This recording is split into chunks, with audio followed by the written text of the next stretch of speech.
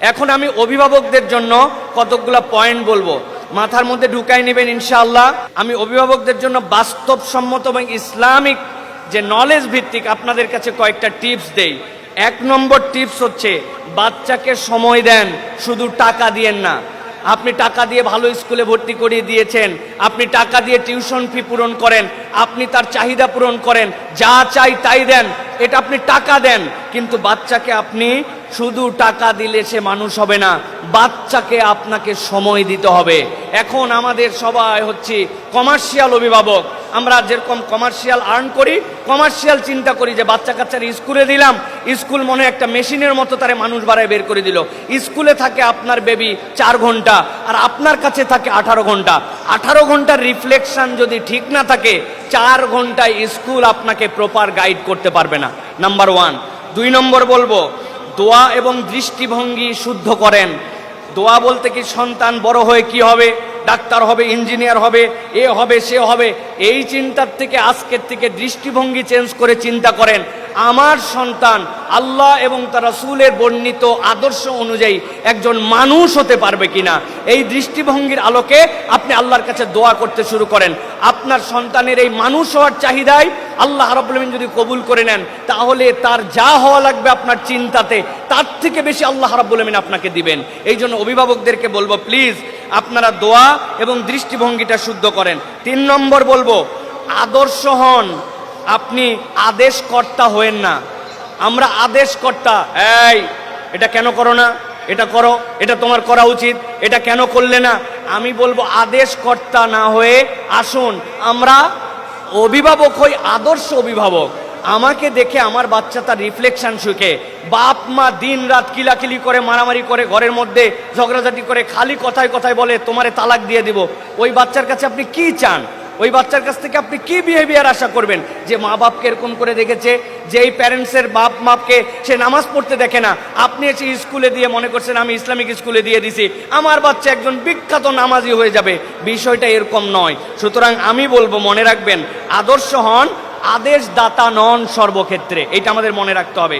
4 নম্বর, সীমা নির্ধারণ করুন, কিন্তু ভালোবাসা দিয়ে। আমরা সীমা নির্ধারণ করতে যে অনেক সময় এলোমেলো করে ফেলি। সন্তানকে সব কিছুতেই হ্যাঁ বলতে হবে, এটা আপনার পক্ষ থেকে ভালোবাসা নয়। সন্তানের কাছে না বলতে যেরকম আপনি শিখবেন, তাকে না বলতে শিখাবেন। এইটা হচ্ছে আমাদের একটা এখন এমন লেভেলে চলে গেছে, শাসনহীন হয়ে গেছি আমরা। আমাদের বাচ্চাদের জন্য যা বলবে তার সাথে আমাকে হ্যাঁ বলে দিতে হবে, এরকম নয়। একজন স্কলার, বিখ্যাত স্কলার বলেছিলেন যে আপনার সন্তানকে ততটুকু দেন যতটুকু সে চাবে তার 60%। আমার ওয়াইফ আমার কাছে এটা শেয়ার করছে যে বাচ্চাদেরকে সব কিছু দেওয়ার মতো নয়, বরং এই স্কলারের বক্তব্য অনুযায়ী চাহিদা যা করবে তার 60% তাকে দিবেন। অভাব বোধ না থাকলে ওই বাচ্চার মেন্টাল ডেভেলপমেন্ট হবে না। আপনি যেভাবে চিন্তা করছেন সেভাবে পাবে না। সব পেয়ে গেছি, ওর আর চাহিদার কি আছে? না চাইতে আমার অভিভাবক দেয়। সুতরাং আমি বলবো সীমা নির্ধারণ করুন, কিন্তু এটা ভালোবাসা দিয়ে করতে হবে।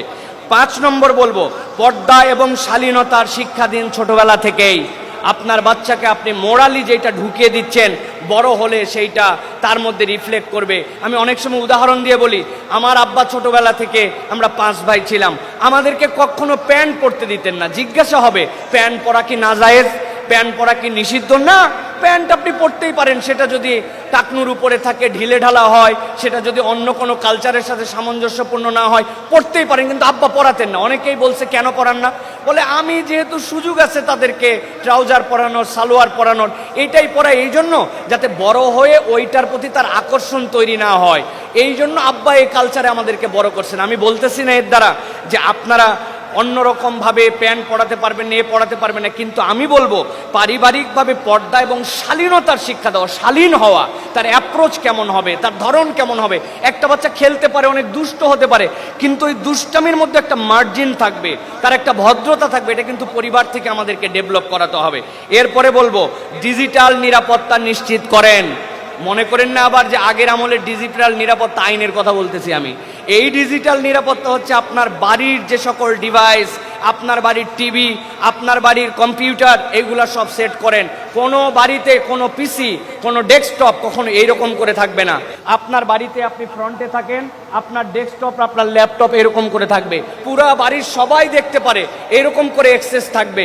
আপনার ফোন দিবেন, ফোন আপনার সামনে নির্ধারিত সময় ব্যবহার করে দিবেন, এবং এইটাকে আপনাকে সিস্টেমেটিক্যালি স্মার্টফোন ইন্টারনেট এইগুলো ব্যবহারের ক্ষেত্রে আপনাকে সতর্ক হতে হবে। আপনি যদি এইটা নিরাপত্তা নিশ্চিত না করতে পারেন, আপনি অভিভাবক হতে পারেন নাই। কেননা এখন কাহাব গার্ড, বিভিন্ন ধরনের অ্যাপস আছে যেটা দিয়ে আপনি ওই ফোন পর্যন্ত নিয়ন্ত্রণ করতে পারেন। ইউটিউবের কিডস আইটেম আছে যেটা আপনি ডাউনলোড করে দিবেন, ও সেখান থেকে দেখবে। এটা অত্যন্ত গুরুত্বপূর্ণ।